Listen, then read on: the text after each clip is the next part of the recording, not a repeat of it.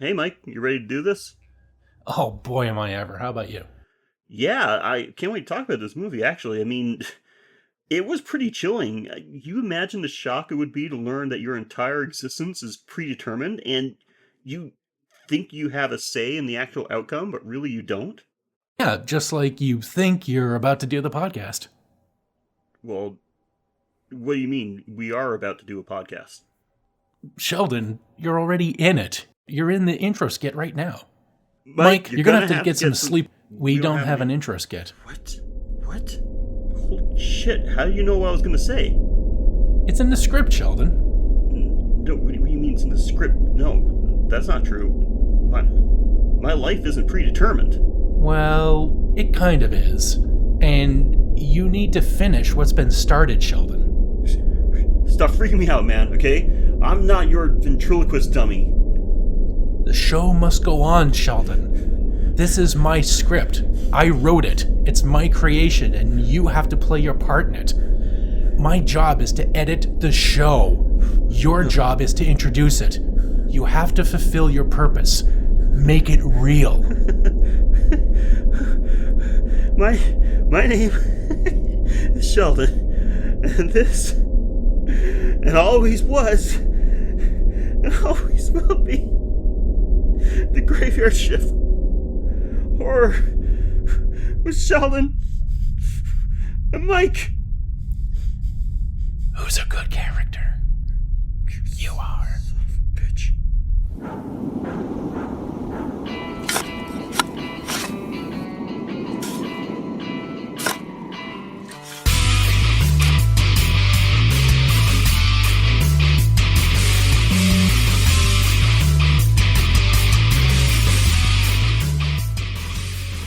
Welcome to the Graveyard Shift. Mm-hmm. That's right. Yep.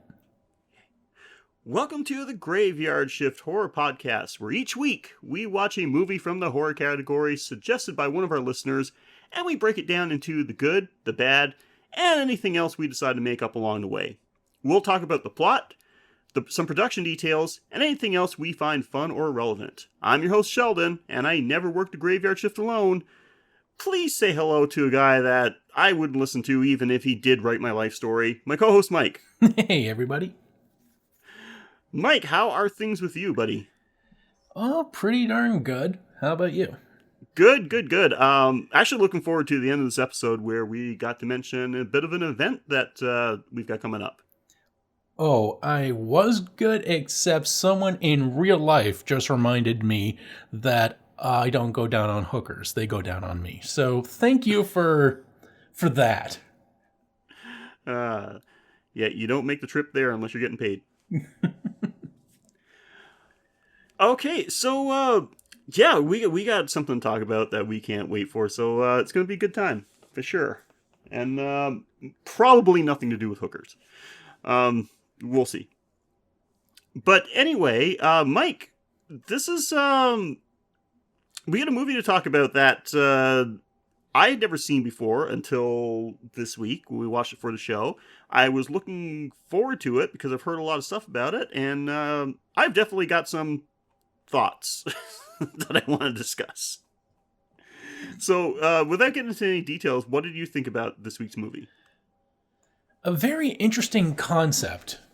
And I like the idea of a meta-narrative in a movie. Mm-hmm. It was better done in Deadpool, though. For sure. Yeah. Okay, well, since we do have a few things to talk about, why don't you tell everyone what we got for them this week? Today's episode is, I guess, Madness Swallows. Because we watched In the Mouth of Madness. We sure did. We got a lot of requests for this one. But a few people told me by word of mouth, so I'm not even going to mention them. The actual request we got through our social media messages and email was from Carla H, and I think this person's name is pronounced Delina B. I think, hopefully I'm not mispronouncing that. But anyway, guys, And Sutter C.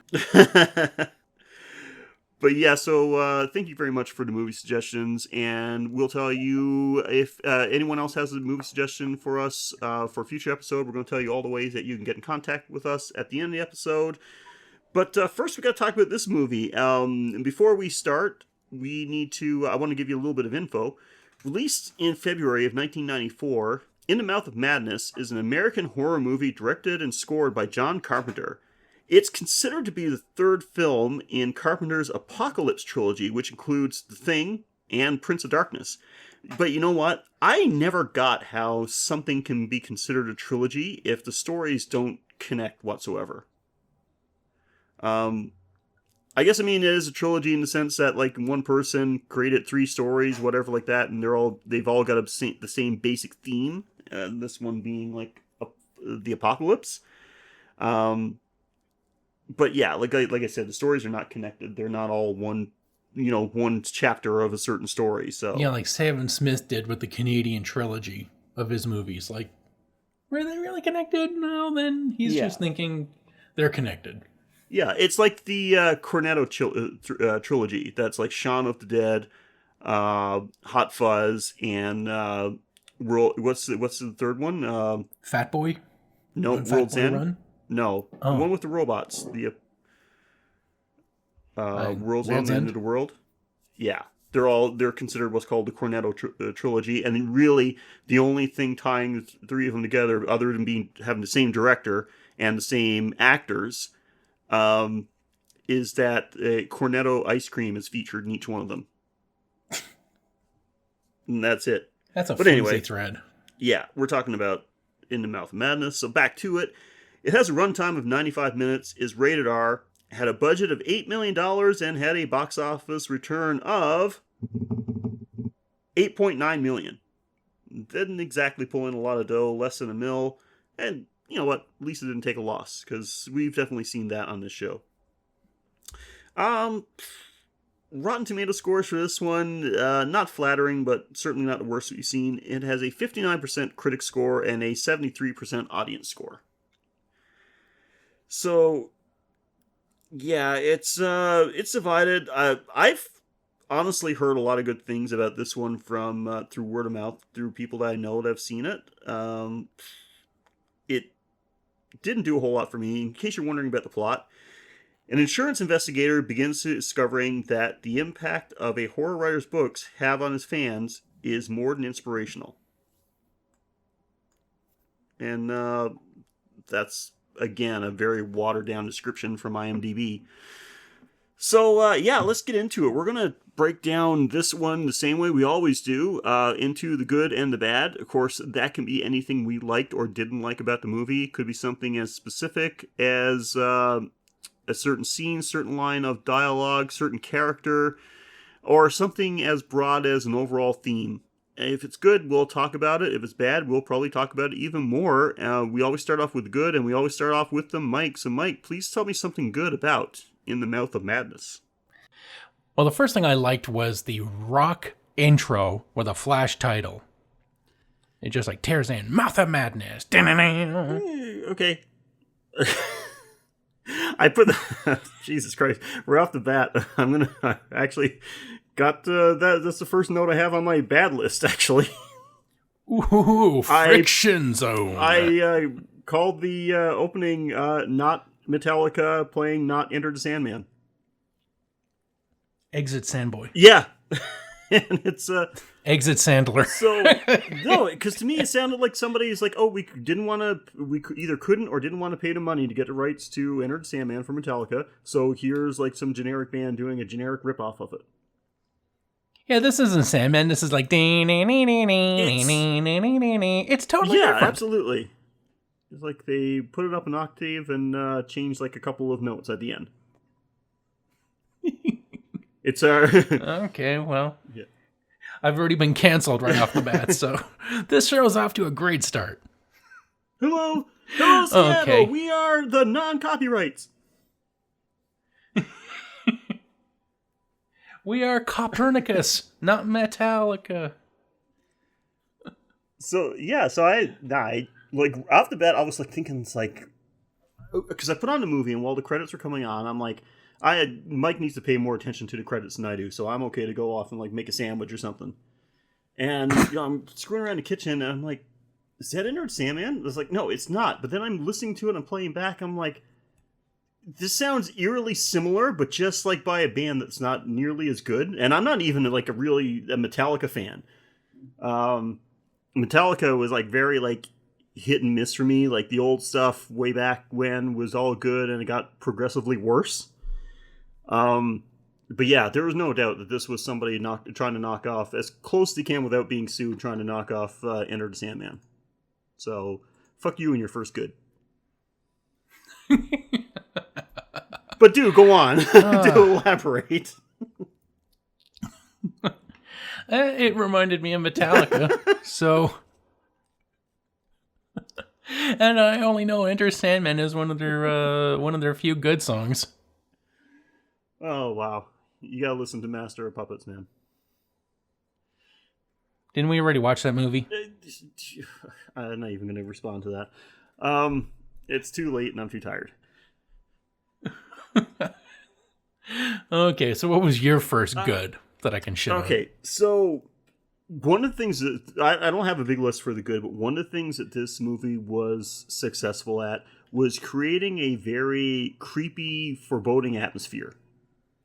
It's just one of the things that, like, even though we know something's happening, like, we know the basic premise of the movie, the characters, like, you could tell the characters were in a situation where you know something's not right, something's kind of off, you can't quite put your finger on it, but you know, like, things are just not adding up. Like I said, like, things feel a little off. That was basically the whole thing with the movie. You know that there's something going on, not sure what, and they really did score with that. Like, they really were successful in creating that eerie atmosphere. And it carries out throughout the whole movie. Right from the beginning, right until the end. Like, it's all about, holy shit, like, what's happening now? So, gotta give them props for that. They did a good job with that. Yeah, well, I can't poop on that one, but I'll have a diss in the chamber ready if you stray from the course. Okay. My next good is the John Glover, who's really enjoying the flailing Dr. Alan Grant, who's pulling a conniption in his face. This guy is just flailing around, knocking out orderlies, kicking balls, and he is not taking any preventive measures. He's leaning on a desk rather than getting behind it, putting some distance between him and this wacko. No, he is so secure in his safety, or he's just enjoying the fucking show so much. He's just smiling like a sadistic prick. He's watching the orderly get Rochambeaued, and he's like, oh, he got you good. John Glover, that is the Lionel Luthor guy? Yeah. Okay. I didn't see, I know that. I paused a bit because I didn't want to confuse him with like Donald Glover or Danny Glover. Yeah, that very different people. Yeah, I recognize him. Like, even though like I had seen very little of Smallville back in the day when it was on.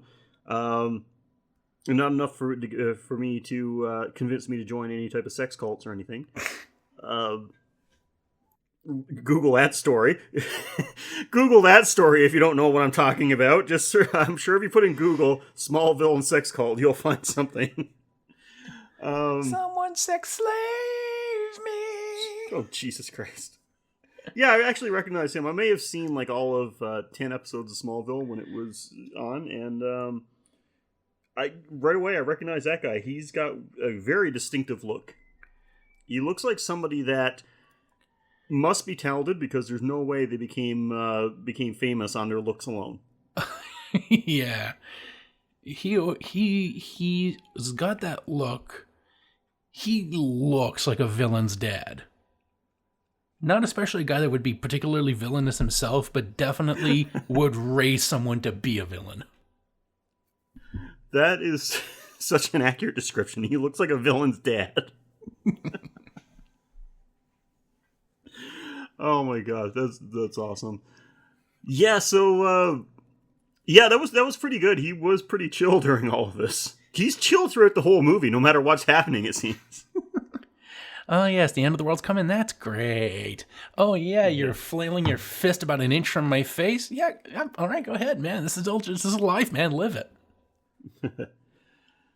Okay, so since we're talking about, cast members, I gotta say, overall, good cast, because the acting in this movie was actually pretty well done. Like, nobody in particular that I can point out did like a really bad job. Like, it was believable. I think people had appropriate reactions to what they were seeing for the most part.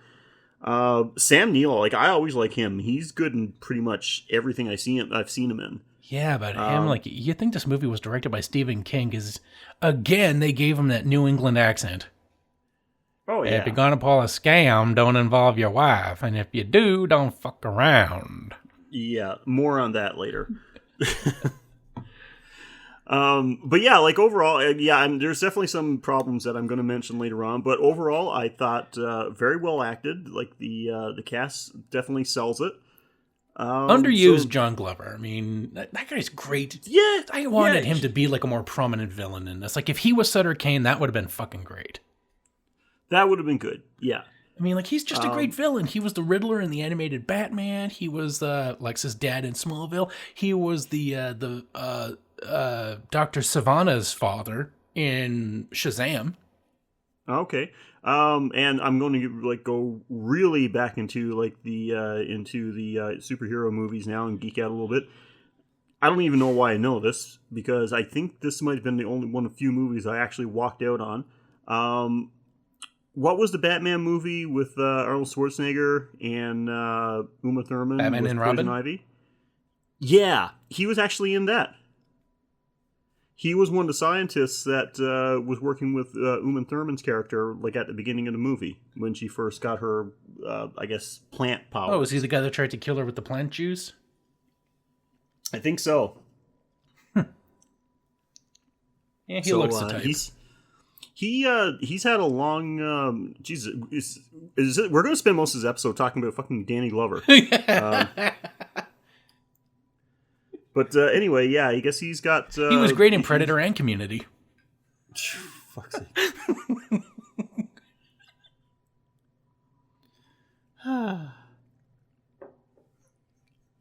This guy, Mr. Glover, has been in a lot of DC productions. Jesus Christ. Yeah, you're right. There is good acting, even from people that just don't show up for long. Like the guy wielding an axe in the diner. Mm-hmm. Yeah. Who I was sure was the narrator for this Transformers cartoon. Because he just gets up to the guy's face with an axe and he's like, "Have you read Sutter Kane, Starscream? Have you been to Alcyon 5? Yeah, man, those 80s cartoons, they had some intense narration. Holy shit. They were taking those things seriously. He had good prosthetics on, like, just to let you know that his body is morphing, because he had, like, these lamb eye retinas. And see, I didn't even notice that. Well, have you ever seen, like, a goat's eye or any, like, grazing animal's eye? Sure. I'm going to say yes, because at some point I must have. I just probably didn't pay that much attention to them. Well, just Google them up quickly, like lamb or goat's eyes, because There is no way I'm putting goat or lamb or sheep in my Google search. Goat's eye, not goatsy. If I type in any type of animal, it's like automatically going to think I'm looking for porn. Anyway, if you notice that, if you do at work or something, you know, some place that hasn't learned your search habits and makes guesses. There's usually, at work, there's usually lots of grazing animals in the office. And, well, I was talking about computers that aren't used to your searches, but anyway, if you notice, they have like a spread out retina instead of a circular retina. It's so that they can, when they're grazing, like got their head to the ground, they can cover a long, wide area to look for any animals, any predators that will be, you know, approaching them in the grass. Oh, Okay. So their eyes are physically designed different to absorb different light and cover different areas than we do. So, are you trying to tell me that this guy now eats grass? He's probably preparing to graze, yes. Okay. That makes perfect sense. Have you got any spare tin cans? I tried to get a goat to eat a tin can once and he wouldn't do it. Fucking bastard. Did you pour salt on it? No. Why would we pour salt? You gotta season that shit, man. Oh. That goat's not some fucking plebe, okay? He's got standards. So this is totally off topic, but only because you brought up tin cans. Saw something flying around my house one day, and it's like fly over my house, I should say, and had no idea what it was. I'm like, what the fuck is that? Is that a drone or like some kind of remote control plane or something? What the hell is it? Because it has wings and it's like gliding over my house, but gliding towards my house, but I can't tell what it is. And when it gets close, I finally figure it out only because like it flew like only about 10 feet above my house. It was a crow that was holding a tin can in its beak. I don't know where the fuck he got this tin can, but like obviously like it must have had some food scraps or something left in it, but he didn't want to eat it where he picked it up. He was flying away with it somewhere. But yeah, this is what it was. So he's like, so you can imagine like what my brain couldn't put together was that I was seeing a tin can with a crow's body attached to it. What if he put stuff in the can and realized, like, instead of, like, he can't carry, like, a whole bunch of tiny things in his feet because they would fall out? So he used the can as storage. I mean, they're fucking smart. It's possible he was doing that. Yeah, it could be. I'm going to put, like, several bread clumps in this can and just carry the can rather than make 3 trips. That would be pretty cool. And if any bird's going to figure out how to do that, it's going to be crows because they're way too smart. Oh yeah, have you seen like have you seen documentaries about them? There are crows that will wait at red lights and drop nuts when they realize the cars stop and wait for the cars to run over the nuts so that they can get inside them.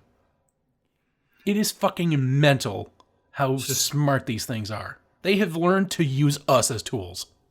Yeah. Yeah, that was the weirdest thing I've ever seen a bird do, except for a hawk dropping a live fish onto a baseball field in the middle of onto a softball field in the middle of a game once. It's like people were playing softball, and all of a sudden there's like this something. We hear something thump, and we look, and here's like a live fish just like flicking around in the middle of the field.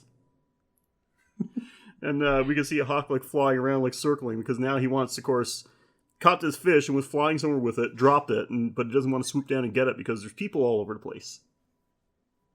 So the adults there were telling everybody just kind of like back off, like everybody come in and give him room. And sure enough, as soon as the field was cleared a little bit, he swoops down and picks it up and goes off with it again.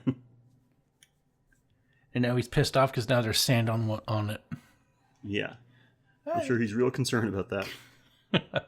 Okay, we're talking about a movie. Jesus Christ, this is turned into like the fucking nature hour again. What were we talking about? What was your last good anyway? The podcaster is now seemingly flustered in an environment he does not quite understand. Oh, story of my life. Yeah, we were talking about the guy with the axe and the goat's eyes. Yeah, even the supporting cast, like people that didn't have like a huge role. I thought they did a pretty good job. Like the acting was not bad. It was better than I thought a production of this size was going to have. All right, so what else you got for the good? I like the scene when Doc Brown shows up on a bicycle and turns the lady's car into a flying car. You think being a Doc Brown, his bike would fly, but no, he makes her car fly, because when she looks down, there is no sky under her car. Oh, that scene. I got it. I had it in my notes as, Morty started riding a bicycle and turned into Rick. Where we're going, we don't need roads, just booze. I saw an article about Rick and Morty. Was it about them or their toxic fans? Well, it was something. It was like some online article, and it basically was saying that, like, guys, you need to stop thinking you're smart because you like Rick and Morty. Holy fuck. And I read that, and I'm like, I've never thought anybody that like Rick and Morty was smart, honestly. I enjoy Rick and Morty because I'm like smart, because I get the jokes. Well, I guess maybe that's what honestly, I wasn't paying that much attention to it. 'Cause I was supposed to be doing other stuff while I was reading this article. I also learned not to idolize Rick because he is not the hero. He's not No, he's not a good person. He's not an idol. it's like I enjoy it. I mean, I haven't I'm not like a giant fan, like, got to collect stuff like merchandise from it or anything like that. But I mean, I do enjoy it. When it's been on, I've watched it and I thought it was good. I certainly didn't base my intelligence on how like I got the jokes or anything. So, Did you play their Pokemon game, Pocket Mortys? no. I played it for like 3 days, got stuck. And I'm like, no, Rick and Morty's supposed to make me feel smart, not stupid. I'm not going to do this anymore. So yeah, so that's but that's all I have my notes because like that was a pretty good scene. First the Purge and now this. We can't. Now this is like the Nature Channel / Rick and Morty blowjob festival. Geez, Rick, I think we should be talking about the movie right now. So anyway, to that regard, like one of the things I had to put on my good list is when they were done, the prosthetics and effects were actually really well done. I enjoyed what I saw. Yeah, the kid turning into an old man was great. Yep, it looked good. There's one scene where we didn't see a lot of it, and I should probably put that on my bad list. But when we did see creatures, and then we had the scene with the old lady becoming like a creature, she's half transformed. I thought that was all pretty good. For the few seconds we see, yes. Yeah, for sure. Like just for the, it doesn't get a lot of screen time, but like any of the creature effects, I thought were all done fairly well. Like again, not an effects heavy movie, but what was there was enjoyable. Okay, do you have anything else before we move on? Sure. I liked the there was a scene when they're approaching a church. There's like a nice scene going on where there's like a massacre. I'm not going to get into the details because that wouldn't be, because it's not, because the details of that do not belong in my good category. However, the scene ended with a shift in focus from them getting it, from the guy and the girl getting into their car to looking at a bloody axe embedded in a stump. And it's I made it as a good because it's the first time I've ever taken notice of a jump focus. Not a jump cut, because it's all in the same scene, but it just quickly snaps from them being in the background getting into their car to the bloody stump is now in front of the camera. Right. So it's the first time I've ever seen something that neat and felt I had to mention it as a positive. Yeah. This is a very minor good, but I just had to put it in there for just because it stuck out to me, I guess. Don't have to justify what things I like. I like them because I like them. But talking about supporting cast, someone that had a small role in this was, oh my god, what was his name? Willem von Homburg, who is better known as Vigo in Ghostbusters 2. Oh. And who did he play? He was the guy that one of the mob that one of his kids was mind controlled by the villain. He showed up at the church. He was the one that shot himself with a shotgun in the bar towards the end of the movie. Oh, yes. He's Vigo in Ghostbusters 2. Vigo the Carpathian, I think, if I remember. Huh. So yeah, he was actually, he didn't actually intend to become an actor. I did a little research on him because I had to make sure it was him. It's like, I think that's him. I got to look it up. And he died 15 years ago, 2004. Oh. He's only 63 years old when he died, so not even very old. He had no intention of becoming an actor. He only did a few acting roles throughout his career, but he's from Germany originally, and his first profession as an adult was wrestling. He was a professional wrestler in Germany. So so I was like, oh, that's pretty cool. It's like I like it when I see people that I recognize from some other movies show up like that. Huh. All right, so I think I've exhausted my good list. I didn't have a whole lot to say, and a lot of them were very minor ones. But all right, you got anything else before we move on? Yep, my final good. Right. And that is, at the end of the movie, when everything that we've been hinting at has finally been spelled out, and what's his name? Sam? No, not Sam. What is Sam Neill's character's name? Jack? John? It is John, yeah. John. When John confronts Sutter Kane, and Sutter Kane reveals that, like, he's not the villain of this story. He is just a pawn who exists so that the world will now be ready for those that are coming. And he even reveals, like, I'm just a pawn of them, just like you're a pawn of me. And it all crystallizes in John being revealed that he is in fact a character in a book when Sutter actually rips the world, tears it open like a page, and we see letters on the other side. And he just stands on the precipice, looking beyond this void into the darkness, with nothing but the absolute crushing reality that reality is not reality. It is, in fact, fiction, as is he. Yeah. All right. Is that your last good? It is. Okay. Well, then we'll move on to the bad, and I'll start with the bad.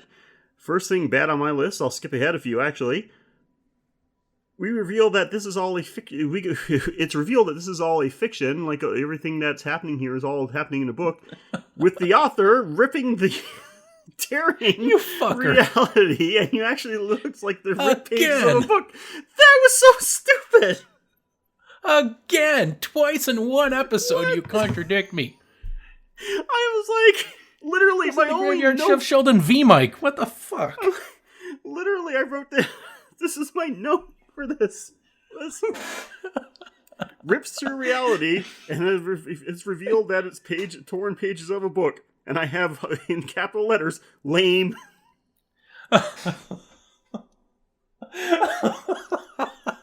Jesus Christ. Oh, you absolute motherfucker. I guess technically that's my second bad, because I already did the not Metallica thing. So I didn't even bother to mention that again. That was the first one on my list. But we already talked about that. I gave my thoughts on that, so I don't think I need to repeat it.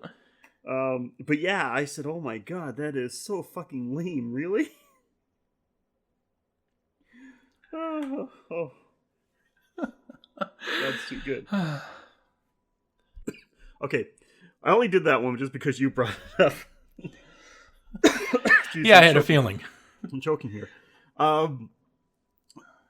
What I have on my, after not Metallica, on my actual list, was that while I said the acting was good, especially Sam Neill, I like him, almost every role he's done, I thought he's done a good job. But you already alluded to this, is that despite him doing a great job with the acting, what the fuck was with that accent? First of all, it's unnecessary. Like you said, like, why... Like almost every Stephen King movie, why does everyone have to have this New England accent? He's Irish or Scottish, I think Scottish in reality. He has a Scottish accent in real life. Just let him use his own Scottish accent. Why do you have to try to give him some American accent? Yeah, no one ever tried to Americanize Sean Connery. No, if they did, he'd just tell him to fuck off anyway. Get out of my face before I beat you like my wife. Oh, yeah, domestic abuse comedy. But yeah, I just don't understand that. Like, there's some things that just don't make any sense. If you have an actor, you have a decent actor for your role, and it doesn't matter if they have an accent, they can use their natural accent. He's living in the U.S. He could have moved there from Scotland, kept his accent. Big deal. Like, would have this taken away from the movie at all if he had a Scottish accent? Probably would have added to it, actually, because he wouldn't have had that really, really bad New England accent. And I'm not saying, like, the accent is bad. I'm just means that he can't do it very well. It would have sounded better if he's like, if you're going to pull a scam, don't involve your wife. Yeah. And if you do, don't fuck around. Exactly. So, I don't know. I've never been a fan of that when they get actors that aren't American To get him to try to sound American, and he just doesn't come out right. Like, just let them go with their native accent. Like, don't worry about it. Or at least anything but New England, because that's the crux of what we're saying. New England, your accents. Yes. Yeah, okay, there you go, because think about... You're in America. America up. Okay, yes, because think about... He has done a fine American accent, because think about Jurassic Park. Yeah. He just spoke like general North American, like, American, I guess. No, like, distinguishable accent, and it sounds... Life finds a way. He did fine. So, please, people, calm down with your fucking accents in your movie. Even Warwick, you've seen him in other stuff and he didn't have that accent. Oh, you mean Dionne Warwick?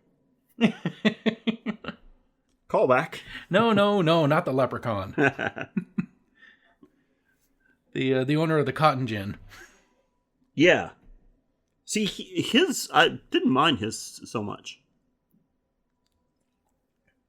Yeah, because you're supposed to sound like an ignorant bumpkin. Yeah.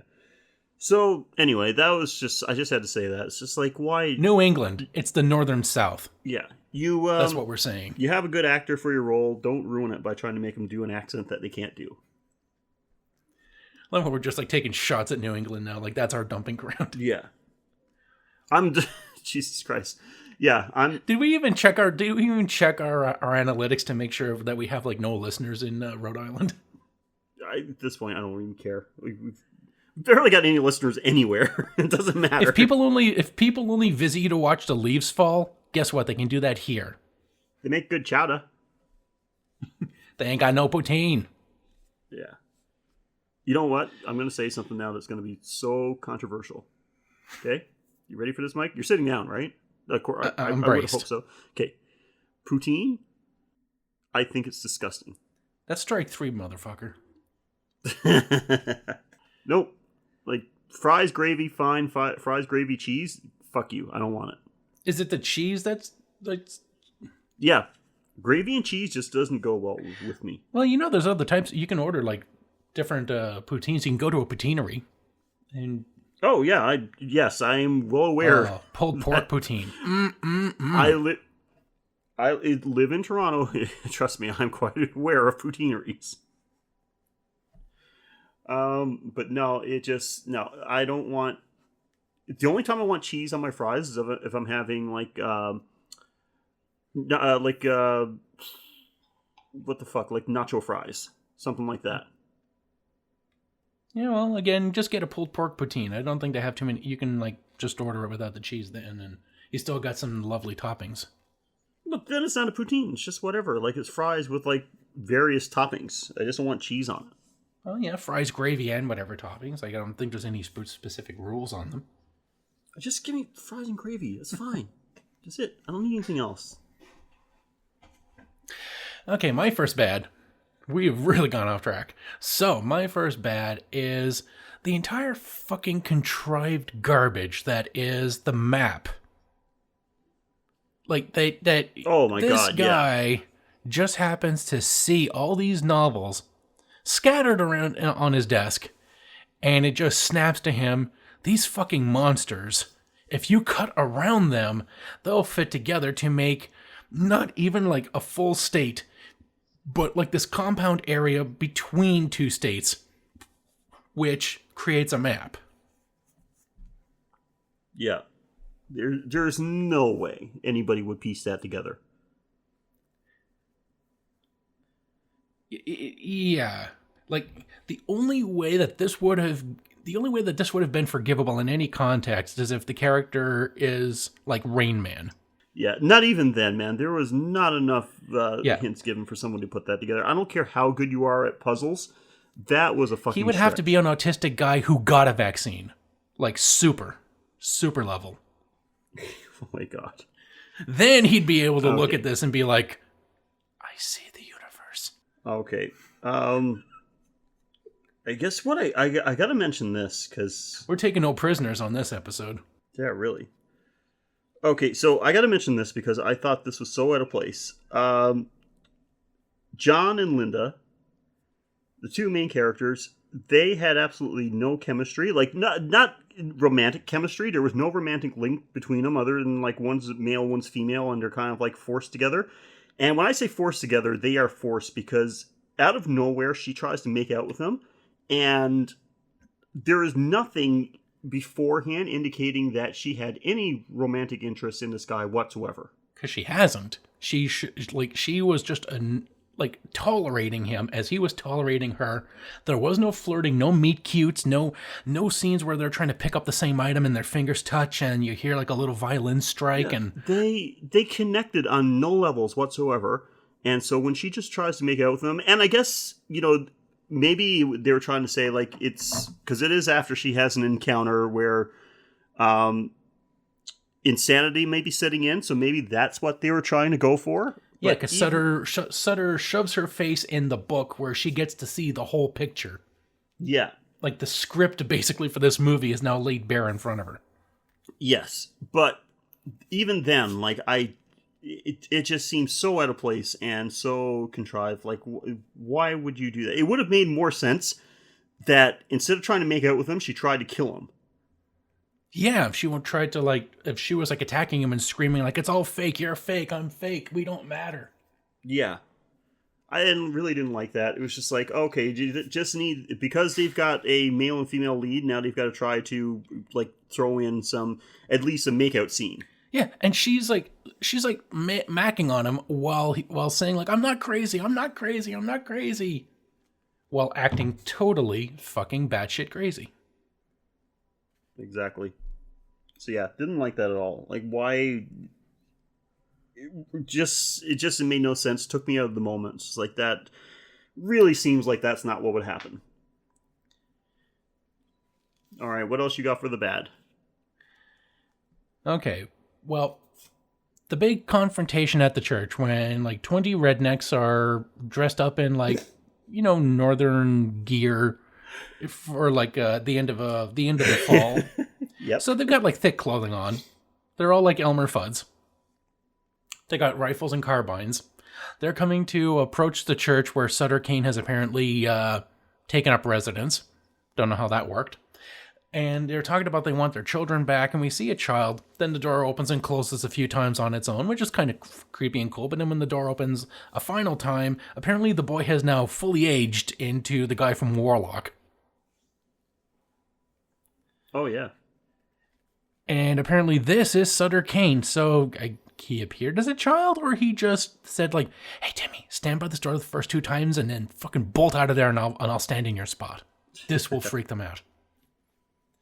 And then he like snaps his fingers and he pulls a Mr. Burns and releases the hounds. Oh my god, this scene. And 20 Rottweilers just start. He didn't even like reveal them like inside the church, and they come out through the front door. They come around the side, so like he released them. He released them from their shed in the back. And instead of these people lining up together, forming up a firing line, and just unleashing a bullet storm on these dogs, or just clock them with the butt of the gun, and knock them out, they run like this guy just unleashed hellhounds upon them. Yeah, what are you gonna do? Release the hounds or the bees, or the hounds with bees in their mouth, and when you bark, you shoot bees at you? This scene pissed me off. They fucking run. It's like no one fires at the dogs. One, you got guns. Fuck you. And then the dogs tear them down and go full Cujo on them. It's like, you are wearing fall clothing. Your limbs are heavily protected by clothing. You would feel a little bit of crunch on your legs, but there's nothing like to cause you to bleed or tear. Yeah. And you're on their level, punch the fucking dog in the face. Tell him, like, no, bad boy. Hopefully they're out of speed. Kick them in the fucking nuts. Let them chomp on one arm while you, like, fucking just go to town on their ballsack. Yeah. This scene pissed me off. Like, these guys show up, they've said, like, there's something weird going on. They know, like, it's something supernatural. They show up, like, fully, like, decked out like some kind of fucking redneck militia. And they're prepared, like, they're prepared for God knows what. But yeah, dogs come out and they all fall apart. It's like, the guys are like, hey man, you said that, we were going to come here to shoot some supernatural demons or shit. We weren't ready for dogs. Yeah, like, oh my god, that scene. I'm like, really? Dogs? You couldn't come up with some kind of weird, like, supernatural creatures, or at least have the dogs, like, have some kind of deformity? Like, it's dogs, but they got fucking tentacles coming out of them or something? Yeah, or like just make them just if you're gonna rip off Back to the Future with Doc Brown and like a flying car, then at least you can just have like two dogs come out like Zool and Vin Clortho, and there you go. Yeah, I did not like that scene at all. Not at all. Alright, so you got anything else that you want to bash this thing about? One more thing, and that is I got one more thing as well, so. okay. Well, I guess like in order, you'll go first. Okay, then? I'll go. Well, I did say that the special effects that were in this movie were well done. I thought they looked good.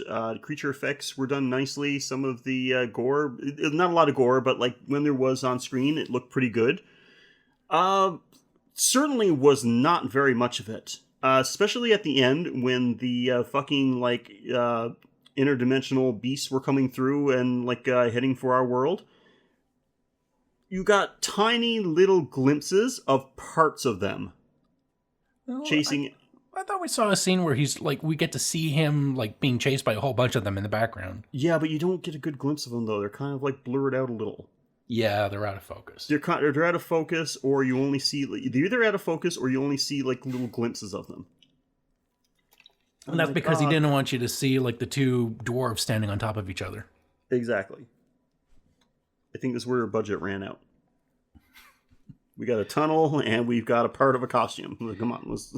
Oh yeah, where we get to see the lady who, for no explained reason, has handcuffed her husband to her ankle, which you think would be a detriment more for her, because he just has to throw his arm to the side, and she's, she'll be like calling the number on her medical alert bracelet, like I've fallen and I can't get up. Yeah, he's old. He panicked.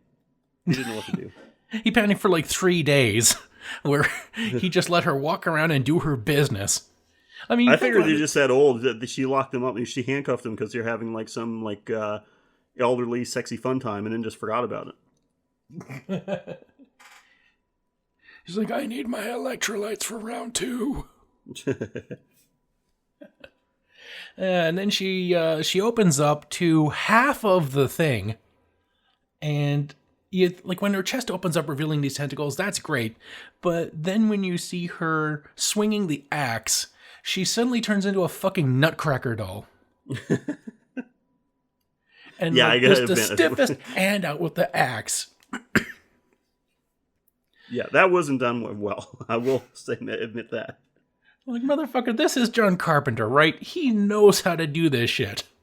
Yeah, this is Carpenter. This is, my God. When it comes to horror, at least, this has to be, like, the weakest of John Carpenter's that I've seen. I mean, we're talking about the same guy that managed to pull off The Thing years, like, over a decade before this movie. So, yeah, just, no.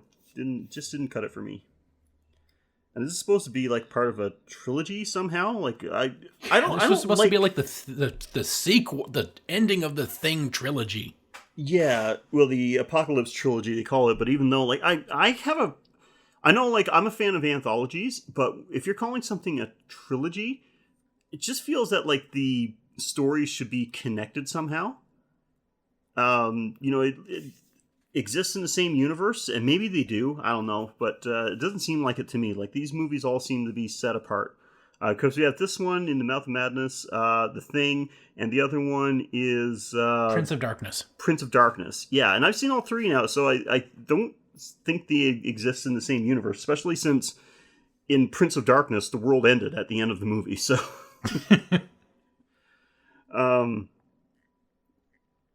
So yeah, so I don't get it. It's like was this the prequel to part 2? Was this the prequel to part 2 then? Was this the pre-sequel? Oh my god, maybe it was. Layers. More layers than an onion. But yeah, so like this again, like there should be no excuse for not being able to do great creature effects on this. So yeah, that was disappointing. I must say, I'll agree. Yep. All right, anything else? My final bad is Sam gets in. Dr. Sam Neill gets into his fucking Alan Grant. I keep forgetting all these fucking names. Just call him Jurassic Park. Yeah, Jurassic Park gets into his Humvee and just decides to book it out of town, but he keeps ending up in front of this crowd of people that are now turning into shoggoths. And he decides, I'm just going to fucking get out of town. It happens again. He decides, okay, I'm just going to fucking groundhog this, try to break the cycle and just plow through the crowd, which, he plows through the crowd, but they don't seem to move or disperse out of the way, yet he's driving through them. Mm-hmm. Like he's somehow navigating this labyrinthine crowd without any turning or jerking. And then finally behind the crowd, we get to see this girl who has been trying to sexually assault him throughout the later half of the movie. And in between this point and the sexual assault, she pulls a fucking grudge on him and just does a crab walk while turning her head completely 360 degrees.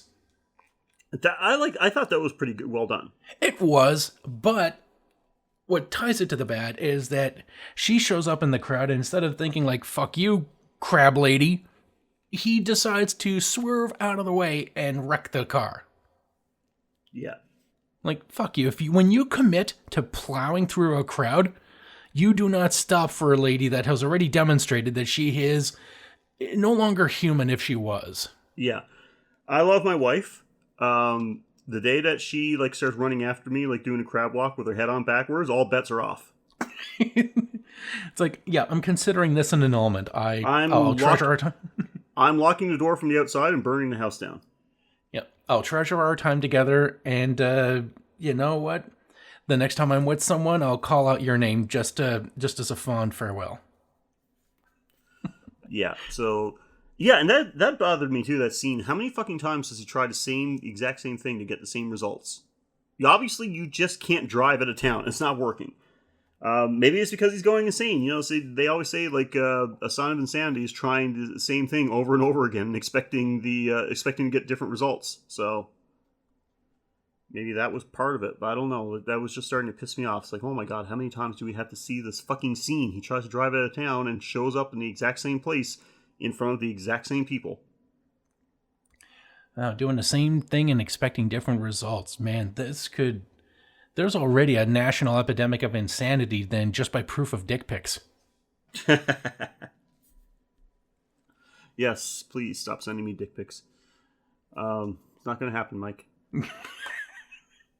But it worked once. I'm sure of it. You said we we're going to talk about that. Okay, we'll see what happens next weekend. Okay. Speaking of, well, okay, so that's it. That's the good and the bad. But we've got, before we go into any announcements, we got one more thing to talk about. And actually, you've got one more thing to talk about. Oh, yes, I have to talk about my kill of the week. No idea what you're going to pick for this one because, honestly, there's not a lot of kills, direct kills anyway. Really not. It's not full. Considering that as an apocalypse movie, there's hardly any deaths in it. No, the deaths are off screen, or the occasional suicide. He doesn't even kill the old lady when she goes Venus flytrap on him. Yeah, I put her down as the fucking witch from The Little Mermaid. Ursula? Yeah, is that her name? I don't even know. I don't even know if I've actually seen The Little Mermaid. Yeah, he doesn't even kill her. She just chops up her husband, maybe. I don't know why she's taking her sweet time to do it.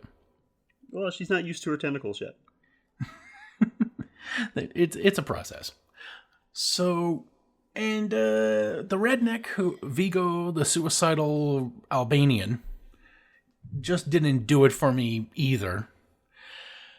So I guess my kill is a little more fitting towards the meta-narrative, and that would be when Jurassic Park breaks out of the asylum, walks out of the asylum because the apocalypse happens overnight.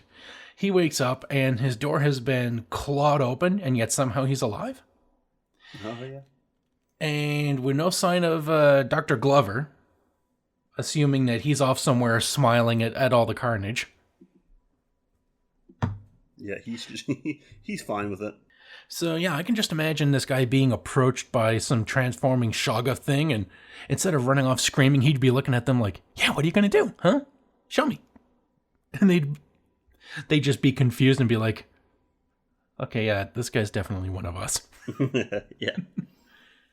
So I'm just going to go full meta just to fit the narrative of this. And when Jurassic Park has gone to the movies to check out the apparent movie made after this book that he destroyed several times to prevent its dissemination to the public, but it's already been made. And he realizes that the movie is about his life. Starring him, it's just all his experiences, and he just has to be confronted with his lack of reality. And he just starts laughing just uncontrollably at the madness of it all, while also having a nervous breakdown and just absolutely crying. It goes from laughter to crying at the absolute realization that he only existed to bring about the end of the world. So the death of his sanity is my kill of the week. Oh, that's a really good cop-out, Mike. Good job. Hey, I don't do standard cop-outs on this show. All right, so guys, that is In the Mouth of Madness. Overall, yeah, I was disappointed with this one. It didn't do... If you haven't seen it, check it out. Maybe it's good for like a one-time watch, but it's nothing that I would bother going back for a second look. So, yeah, if you want to see someone rip off Lovecraft in a really bad way, then in a bad way, but also like a loyal way. Like if you want to see like the Metallica knockoff version of H.P. Lovecraft, then you can just see this movie. Mm-hmm. Yeah. So what do you think of this movie? Have you seen it? You're familiar with it? Were we off the mark? Do you think this movie is great? Do you was there certain things that we should have mentioned that we didn't bring up? Or if you don't care about this movie, but you have got another movie you want us to cover on the show, well, you've got several ways you can contact us. First of all, you can go the old-fashioned way and email us at graveyardshiftpod@gmail.com. You can follow us on Twitter at GYS_horrorpod, Facebook, of course, facebook.com/thegraveyardshiftpod, and Instagram, instagram.com/thegraveyardshiftpod. If you're feeling particularly generous and you want these episodes to keep coming, you want to help us out with the production costs, you can head on over to www.patreon.com/graveyard. There, for a donation of as little as $1 a month, you can help us out with the production costs of this show, and plus get instant access to some Patreon exclusive bonus episodes. These are available to our only to our Patreon donors, and we do those a little differently than we do on the regular feed. We do cover movies, but when we cover a movie, we do a full synopsis breakdown from start to finish. We talk about horror-based TV shows, video games, sometimes we do top 10 lists, all that kind of stuff, so you can go on there and check that out. And we might review an actual Lovecraft fan film. And we might do that, actually. I think that would be a good idea. And, of course, we totally understand not everybody has the money to give us money, but you can still help us out a ton. However you're listening to this podcast, there's probably a rating, reviewing, and subscription feature, so you can go ahead and do that. In the long run, honestly, that's what helps out the most, so if you could do that, that would be great. You can like us on social media, of course, share us on social media, and share us by word of mouth. If you know somebody that you think would like to listen to us talk about horror movies, let them know about us. Subscribe to us on your friend's phone, just so that they don't... they don't even have to know about it. They'll just run out of hard drive space and wonder, like, why is my hard drive full? What is this? Someone leaves their phone unlocked sometime, goes to the washroom, download a couple of episodes. There you go. Okay, so Mike, other than the Graveyard Shift, what other things you got going on that is not nearly as important? Well, I've recently started a podcast where we're reviewing non-horror movies. And that is the Schlock Chatter podcast with Rich Reader. He decided to do a Metallica version of this podcast after being on it, and he just decided, what if I did a podcast that was like this, but just not exactly like this? Fucking cheaters. And so we review schlocky movies, B-grade movies. We're doing some, we did Iron Sky, the Nazis on the Moon sci-fi movie, which was surprisingly good considering the absolutely terrible concept. So I look forward to hearing about that when it gets released. And absolutely. Then there's also the Playing with Power podcast. We're still doing that. It's kind of winding down in terms of quality now that it's not covering Super Nintendo games anymore. So, hopefully some of the N64 games are good on that besides GoldenEye, because it's been just a lot of GoldenEye coverage. Mm-hmm. And then there's the Taste Test, where we review old video games when we get around to playing them. We've recently done the Groundhog Day version of a Nintendo game called Balloon Fight, where you're just going through the same level over and over and over again. And we'll be doing Paperboy soon. Oh, good. So, yeah, got some other podcasts that are in the works, but they're not finalized yet. So, fingers crossed that'll be good. Awesome. Yeah, if you're not familiar with some of Mike's other work, check them out. They're all great shows. And do a little digging around on social media, especially on Facebook, and you should be able to find them pretty easily. Or just message us, and Mike will be glad to send you the links to them. So we do have one announcement to make about something that's coming up in less than a week, actually. So we're pretty excited about this. If you're a fan of the show and you are in the Ottawa area, you can actually come meet Mike and I, because we are going to be at the Ottawa Comic-Con on May 11th? This coming Saturday, right? May 11th. Wow, it's like less than a week away. That's amazing. So you guys can come visit us. We're going to be, roaming the grounds. You'll be able to know us pretty good. We'll be wearing Graveyard Shift shirts. We're going to be giving some giveaways out, including said shirts and plus some other stuff. You can come and talk to us. We'd love to hear from you guys. I think Rich is going to be joining us as well. Yep. Going to be doing some talking to some people there. We're going to be doing some recordings as we're on the go. So please do come see us and talk to us, and maybe you'll get some merch out of it. Who knows? So it's going to be a good time. And funny thing is, a lot of people find this hard to believe. This is actually going to be the first time that Mike and I are going to meet in person. We've been doing the show for nearly 2 years now, and we haven't actually ever officially met each other, just online. That's it. So. Yeah, Ottawa and Toronto are not a. It's not a simple. Not a simple drive or bike ride away. Mike is like a teenage boy, a 12-year-old boy's girlfriend. Hasn't met her in real life yet. So I'm your boyfriend from Canada. Just online, yeah. So yeah, it's going to be a good time for sure. So we're looking forward to that. It's going to be fun all around, and hoping to meet some of you guys. And that's going to be on Saturday, May 11th. So be on the lookout for us. So, other than that, I guess there's not much else to say. We are going to be back next week with another movie breakdown. Until then, I'm Sheldon. And I'm Mike. And thank you again for joining us on The Graveyard Shift. Ha ha ha ha ha!